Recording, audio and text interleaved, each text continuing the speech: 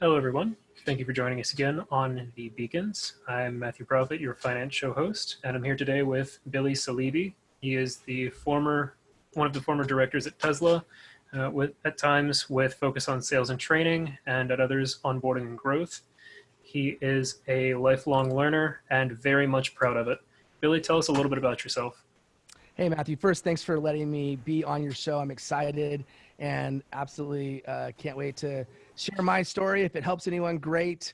I'll give you a brief snapshot of who I am. So I'm a California guy, been here my whole life. I was born in an island in the South Pacific called American Samoa, but I was only there because my dad was getting his PhD. Spent most of my life in Cali, did spend some time in New York and London. When I got out of college, I had a film degree, so I said I should probably go make a movie. So I did that out of college, my film rolling, went to film festivals, was fortunate enough to win some film festivals and ultimately got distribution in 2009. But in 2010, I looked back at the last 7 years of my life and I said, it took me 7 years to make this movie. If I want to raise a family over the next 7 years, I better figure out another way to make some income. So I got into the renewable energy space, started selling solar. And that led to many opportunities in my career and what I'll call a nearly 10-year wave in the corporate world. So I started with a company called Varango, started as a sales rep. I left there as the vice president of sales. That led me to an opportunity with Solar City, which was the largest solar company at the time. I led their internal communications program. So I did a weekly broadcast that went out to all 16,000 employees, kind of tapped into my creative spirit and was able to continue to do things that I believed in from a creative passion standpoint. And then I got into sales training there and I led all sales training for Solar City. And when Tesla acquired Solar City, my role changed and I was given the opportunity to take on head of onboarding and growth. And what that really means is any new person that started at Tesla worldwide, my team would do the training. And we created a program called Launch, which is basically the first day and the first few day experience where they interacted with a lot of elements that would make their career memorable to start. And so that was an amazing time. Ultimately, I got a promotion and I left Tesla as the head of training for all of sales and product. And so when I left, I decided I wanted to go out and do something on my own because I really feel like I have an opportunity to take from my film and creative background, to take from my learning and development background and really meld those into one. And so I'm a big believer in entertainment. I'm a big believer in the value of helping people enjoy whatever experiences they're a part of, whether that be an event, a movie, a training. And I also love learning. And so combining those two, the passion that I have for training and development and the passion I have for entertainment and being creative, and blend those into a form of what I'll call edutainment, right? Part education, part entertainment, sort of blending those two together. And so now my focus is on working with companies that want to create the most incredible learning experiences and training experiences, but I also work with individuals who are developing a brand. And so part of that is I now host my own podcast called InsightOut, where I interview thought leaders, best-selling authors, CEOs, and founders, and really ask them, what is it in their life that stands out as an insight that has helped to create the person they are today? What was that life-changing moment or epiphany that they had that was monumental in importance? And so I've been doing that over the last several months, and now I'm excited to continue this journey into the world that I've been working on. I know you recently interviewed Mayan Gordon, somebody that we had also interviewed. On your show and leading up to your show, what was your epiphany, your monumental occurrence? When you say that, do you mean in terms of up until that show, what was my monumental epiphany or insight based on her or research, or what specifically? More so just forming the link there between your show and people that we've had speak here as well, just so people kind of understand where you're coming from. More so with respect to your epiphany, I mean, it seems like there was kind of a crux, a turning point that brought everything together for you after you left Tesla. Yeah. What was Yes. that moment for you? Yeah, so great question. So I'll answer it in two ways. The first Okay. is I had somebody come speak at Tesla named David Rock. When I was there, he came and spoke to our group and he talked about the power of insights. And specifically that when we learn because we have an insight, because something clicks in a very different way than just being force fed a bunch of facts and data and knowledge, because ultimately we don't retain those things. It's a lot more meaningful when we sort of connect the dots and actually have an insight. And one of the things he talked about was we have insights when we quiet our mind, when we allow ourselves to not do all of the problem solving in life that frankly forces our brain to have very, very limited bandwidth to actually solve these problems. Our prefrontal cortex, which is the part of our brain immediately behind our forehead, it's overworked. It's actually a really small part of our brain. All the other functions of our brain, the subconscious, the unconscious, all the other things, that's really the majority of our brain is helping our body operate. But the problem solving part of our brain, it's small. And yet we have so many problems we want to solve and we have so much thinking that we want to do. And so have you ever had an epiphany or a thought when you're in the shower or when you're going to the bathroom or when you're taking a walk? It's because you've quieted your mind. And so for me, when I thought about my show, I thought about, well, we all have these insights. Wouldn't it be cool to bring people on who have in some way had remarkable success? They've had success so remarkable that they either lead a company or they have written a book that millions of people have read because it's got so much wisdom and insights in it, or they are a thought leader in some way. And so I want to bring these people on and I want to talk to them about when they had their insight. And so for me, when I invite Mayan Gordon onto the show or you name it, Corey Warfield, these are people that have had tremendous success in their own right, or even Liz Wiseman, who's a best-selling author of Multipliers. I bring them on because I think there is something that others can learn from the insights they've had in their own life. I can really, really appreciate where you're coming from with that. And I think, especially as all the connections are coming together between people, the insights that we're having, especially during times where things are different than they used to be. So, right now, a lot of people are struggling because the world isn't what it was 2 months ago. And I know a lot of people are fed up hearing all the bad news, and it's really important to focus on a lot of the good that's coming out of this, like a lot of the legacy systems and traditions that 3,000 person events twice a year that use a bunch of resources are kind of fallen by the wayside. And they're getting replaced with these light, agile, month, every 2 weeks digital events that people are just pulling information that they have, stories that they've gained, and experiences that they have that are still relevant in the market. And they're kind of coming together with those. Are you seeing any kinds of trends on the leadership front with the people that you've interviewed on your show over the last few weeks that tie into that theme at all? Or have you kind of seen the opposite of that? Yeah, no, absolutely. I mean, I think you bring up a really good point. One of the words I want to key in on is the word story, which you just said, because let's face it, as human beings, we connect with stories. If you go back evolutionarily speaking, and you think about how we communicate, the way in which we've communicated over time, the longest way is through verbal communication.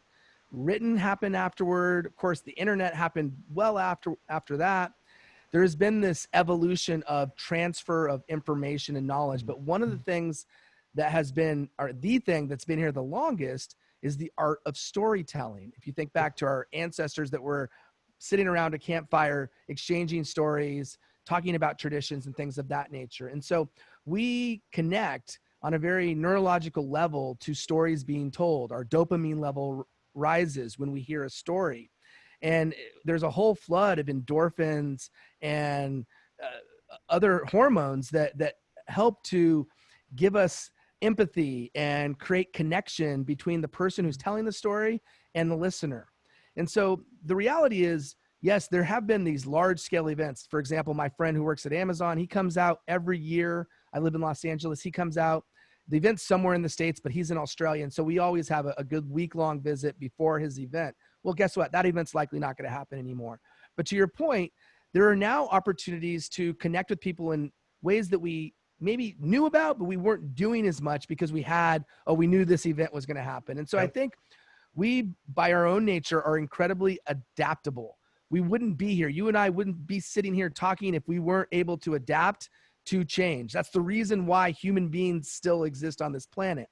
And so I believe that, yes, there is a quote unquote new normal. There is a quote unquote change happening, and we are right in the sort of epicenter of this change transpiring. But I believe the thing that is true regardless is the human spirit is able to connect through the power of storytelling. And that can happen just like you and I are talking right now. You're sitting in Tennessee. I'm sitting in Los Angeles. I could see your smiling face and you could see my smiling face. We could connect. We could still tell stories and we could share. That can still happen. Now, there is something to be said for proximity and being close to people. So my hope is that we get to a point where therapeutics, where other modern medicine is going to allow us to have proximity and to be together, not just mentally, spiritually together, but actually physically together. And I think Right. we'll get there. I definitely think we're going to get there. I've heard a lot of predictions going both ways. I'm really hoping that this is something that's resolvable. I've also heard that it's probably going to end up being a seasonal threat, and if that's the case, that's no bueno. We don't want that. But I'm really hoping that we can put the blocks together, and here in a year, maybe two, a lot of this stuff will die down, and we can start getting back together. Because right now, one thing that we really need to be able to have in the modern environment is trust. That's right. And when I think 1 in 4 people are completely non-symptomatic and carry it, how can you trust when they don't have, like a fever? For example, my office downtown, I'm in a local business incubator.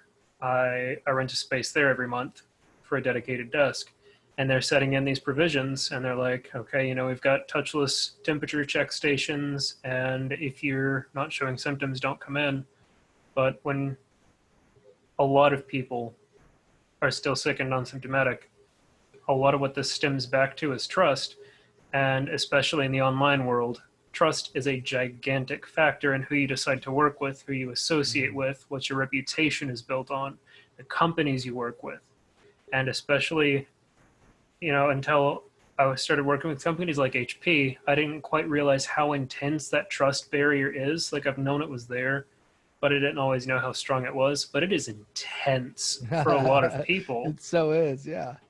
Are you running across any people who are really struggling with that trust barrier despite their reputations at this stage? Yeah, I mean, I think when it comes down to it, we got to think, what is trust? Let's break it down. And one of the quickest ways we can develop trust is through open and honest communication and being real. And so Yes. we live in a world where everyone is putting out this false persona, this rosy picture, the perfect them. It's the Instagram them, the Facebook them. And it's all this sort of euphoric rainbows and butterflies picture of them, when in reality is we all struggle. We all have things in our life that make us unique and human.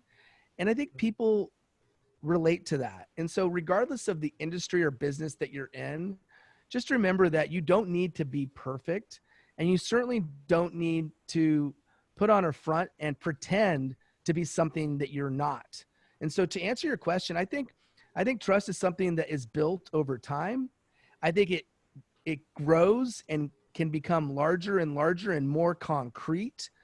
It could also be destroyed in a nanosecond if you have poor judgment and you do something or say something that is in direct conflict with your truth. And so, reputations can be destroyed in an instant, but they're built over time.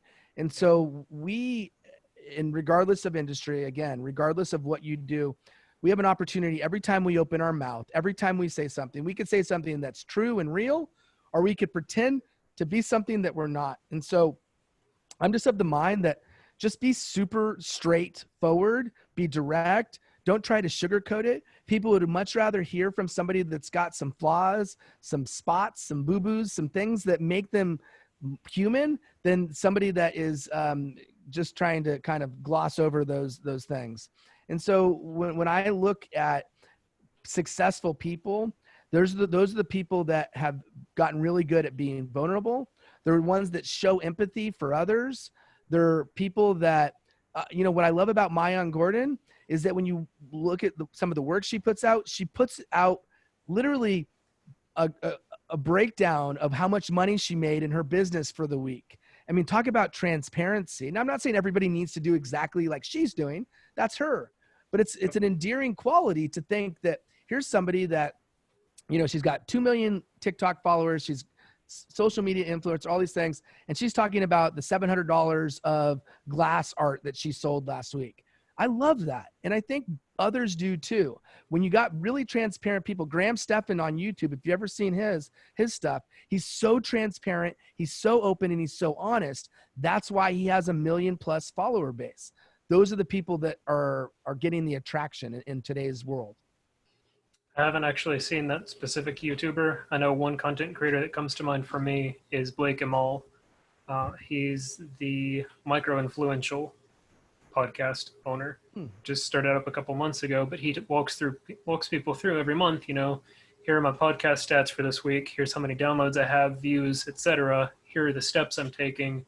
And here's how you can apply some of the things that I'm doing if you want to do podcasting or content creation specifically for your business, be it video, audio, whatever.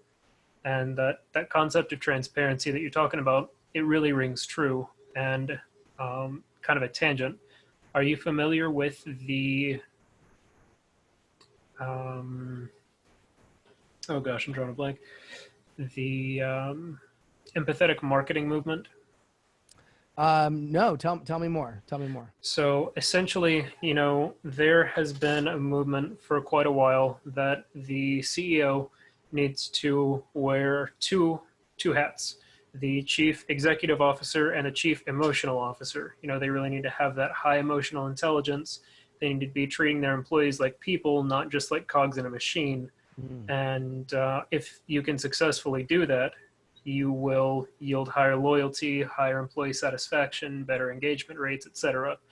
And the movement on the marketing side is a lot about being able to relate to customers and buyers as human beings, understand that they have legitimate needs, not just that they have inlets for, if you push my buttons, I will buy your product. So true, man.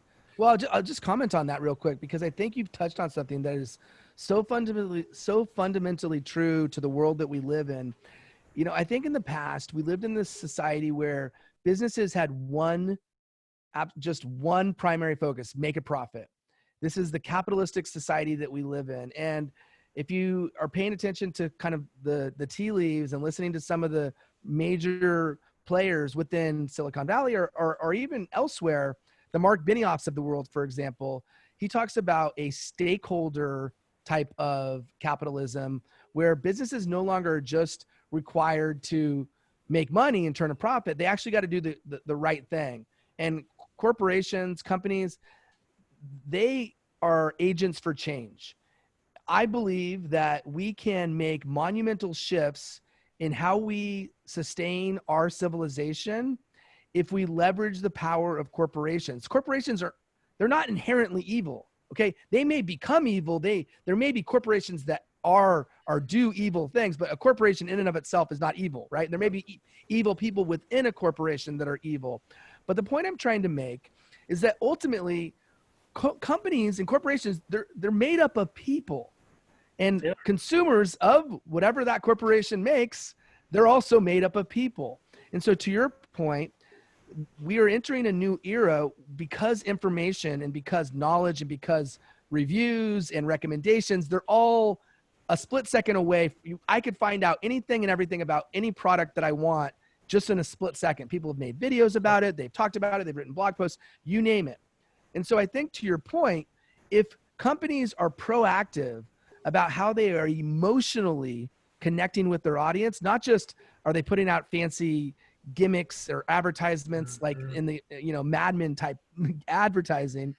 No, we need connection and emotional chemistry between the product, the company, and how they go about their business, how they're being socially responsible, and the end user, the consumer. And that connection creates loyalty.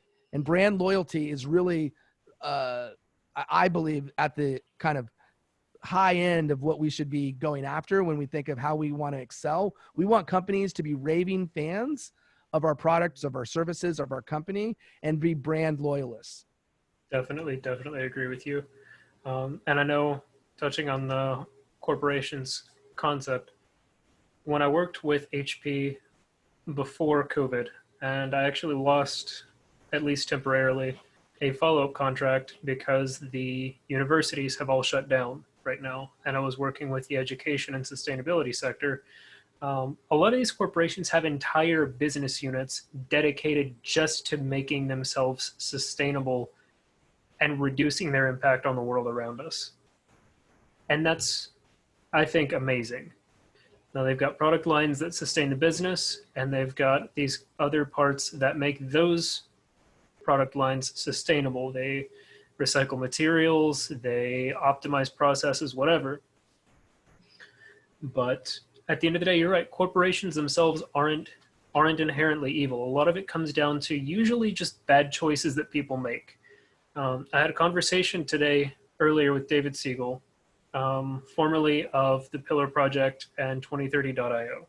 The blockchain guy, he's been to, I think, 80 countries, done photography, and he's been influencing web development and all kinds of stuff since the 90s.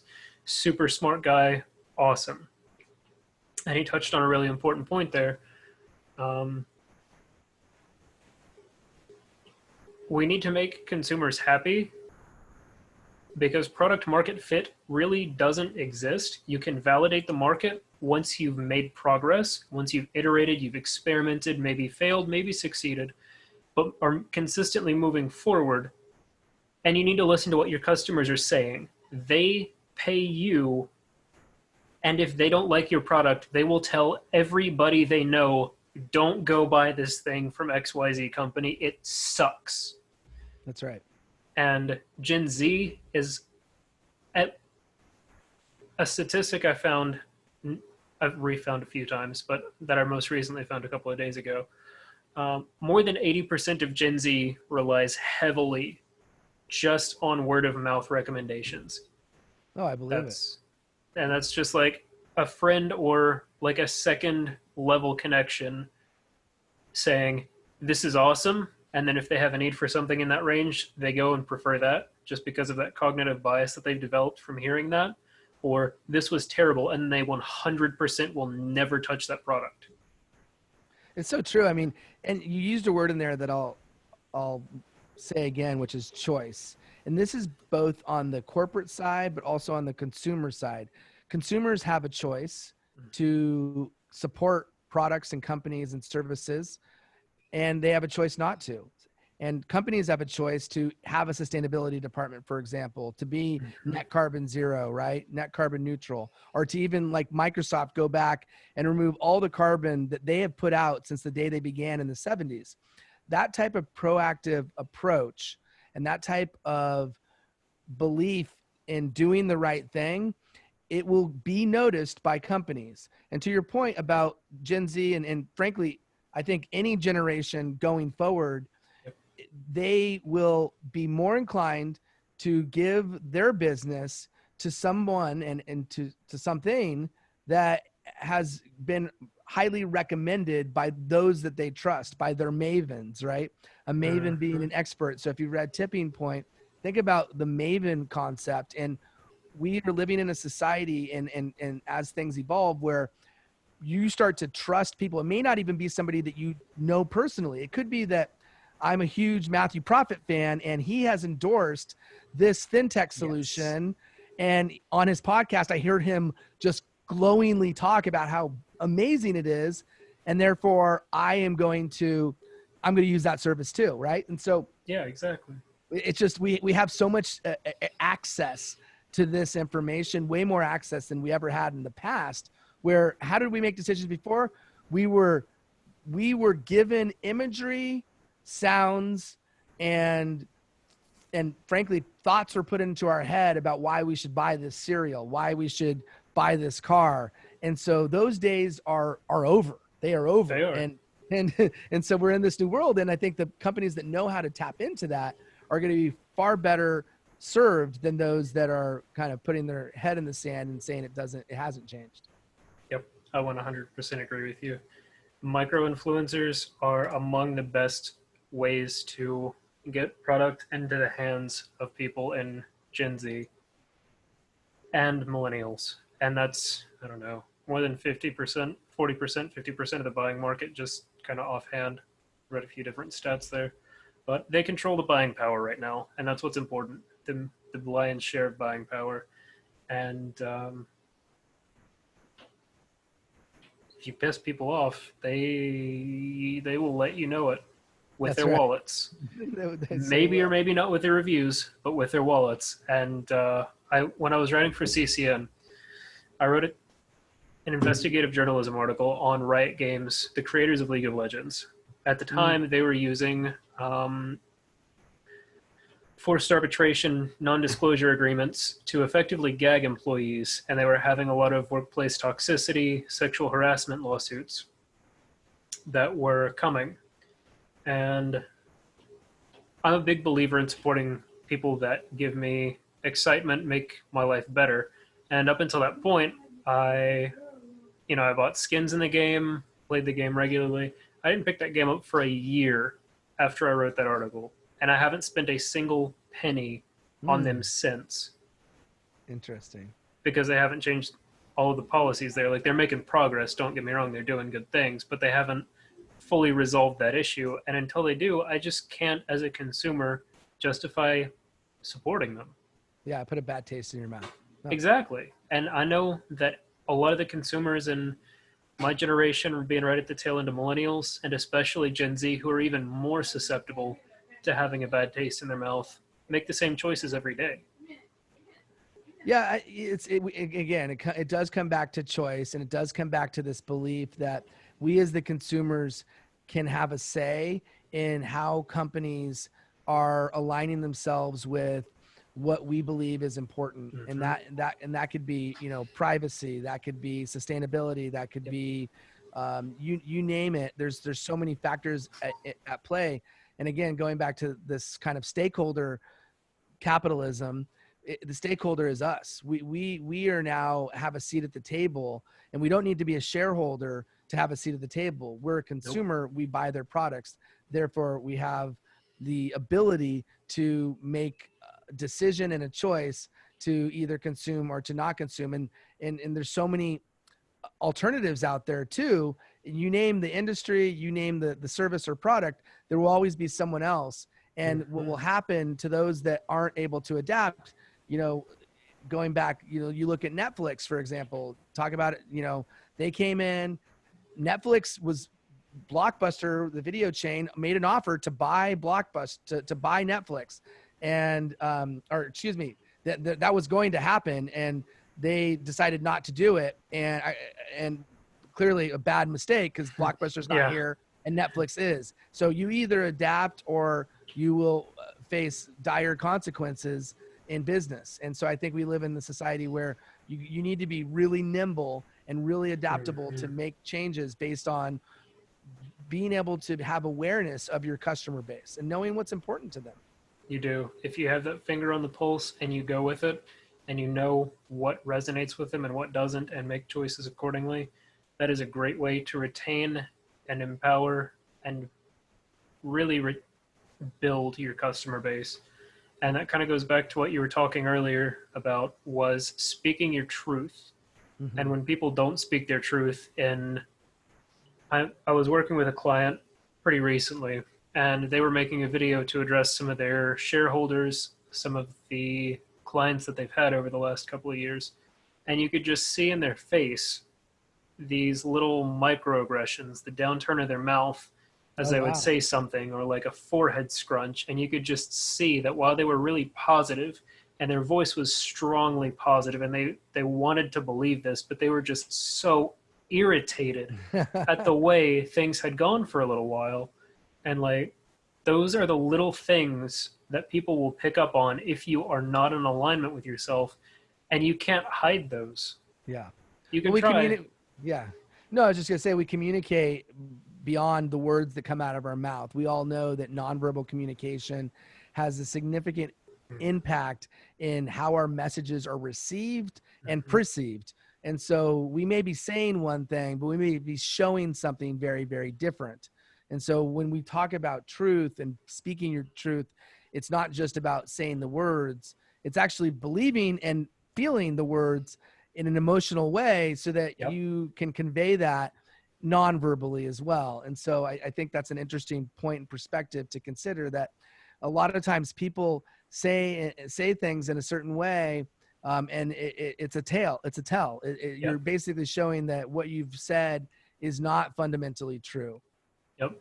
You're telling people that you are not speaking your truth when you're That's right. saying things like, I'm so glad that we did this. That's right. And then they're shaking their heads no, and something in your brain, whether you've been educated on all that stuff or not, picks up on it. You can tell that it's fake. And then you just kind of distance yourself from it. Whether you mean to or not, your subconscious will still pull you out of it. That's right. You said it, subconscious. That's exactly what I was thinking. Your subconscious has incredible powers. And if you can tap into that, and, awareness comes when you start to, your subconscious starts to become more conscious. And so I believe that if you could pay attention to yourself, and it's not just that you're able to get, be as self-aware because you're able to reflect and look inward. It may be that you're able to ask other people how you're being perceived, or how what it's like to be around you. And so having people close to you that are willing and open to share honestly about how you're coming across. I had a guest on my show who said that he knows that he comes across very intense and almost argumentative, but he's passionate. So it's really not argumentative. He's just saying something with so much vigor and just zest that people are think he's angry or mad or intense. And so he's gotten that feedback from some trusted people. And so he's had to make some adjustments and navigate, like just bring it down an octave. You know what I mean? Exactly. Well, I'd really like to get one quote or one really impactful statement from you that you'd like our viewers to take home with them after they've watched this episode. Oh, I love that. Okay. Well, I mean, I think when it's all said and done, life is short, and we have opportunities in our life to do things that are either going to make us happy or make us not happy. And so I think when anyone listening to this show thinks about the design of their life, I believe that we all have the ability to be the writers of our own story. And it's easy to fall victim to this mentality that the world is out to get us. The world is unfair. Life is unfair. There are so many things challenging us on a daily basis, not least of which is our thoughts. Yep. Our thoughts come into our brain, about 70,000 of them a day, and many of them, whether we choose or not, are negative. Now, if we could start to identify the ones that are negative and just throw them out and say, no, that is not serving me. Think about your thoughts in that way. Is this thought serving me, or is it not serving me? If it's not serving you, expel that thought from your head so that you can only keep the thoughts that are serving you, that are helping you with whatever it is that's going to make you happy. And so life, every minute of your life, you're making new decisions, right? Just like you have 70,000 thoughts, you also are making thousands of decisions every single day. A split second, you're making all these decisions. You're making some big decisions, but many, many, many small decisions. And small decisions add up. It's like compounding interest. And the more you can make great small decisions, the more you're able to compound those decisions into positivity and a life path that will make you happy more than it will make you not happy. And so as you design your life story, as I said, Think about what's most meaningful for you. Think about what gets you excited, because no matter what career you're in, no matter what job you have, no matter what you've done so far, that does not mean that is what you will be or need to do for the rest of your life. It may mean it does mean which it is what you've done. It's what your experiences have been, but the past is the past. It is not real. It actually doesn't exist. In fact, the only thing that exists is right now, the present moment. This exists now. Even 2 seconds ago doesn't exist. It's in the past. The future doesn't exist either because it's not here yet. Doesn't mean we shouldn't plan for it, but it means that if we live in the present and we think about the choices we make, and we think about the thoughts that come into our head, and we think about the fact that we can make a decision to do whatever it is that we want to do to be happy, then I think it's a good idea to spend some time and reflect and do some self-evaluation about what you've done over the last day, week, month, or year, and think about what have been the things that have made you most happy and what have been the things that haven't made you as happy. And if you can identify those happy things and think about, is there a through line? Is it when you're doing X, Y, and Z within your company? Is it when you're whatever? It's going to be different for each of you. Think about what those things are, and then think about how can you now design your life with more of those things in your life. And so that's the advice I would give. I absolutely love that advice, and that is something that my fiance shared with me when we got together when I was just an intern 4 short years ago. Awesome. Well, Since your wife, go ahead. Since then, I went from an intern to an entry-level writer who had, let's say, not very good English skills. I wasn't exactly a poet in high school. Dropped out of college, and by the time I was 21, was sitting at the sea level, and now I'm sitting here. So you're right. The past does not influence where you go, because you can go from tech support to being an executive in a year. You can do anything you want to if you're focusing on making the right decisions and making choices that make you happy, and you're willing to put the work in to make those decisions and the decisions that come afterward. Love your advice. And then I love the way you know reframed it, man. And your wife's obviously, you picked a good one there. She's smart and knows that you are the writer of your own story. So she does. It's been fun, and I'm glad that that it resonated with you.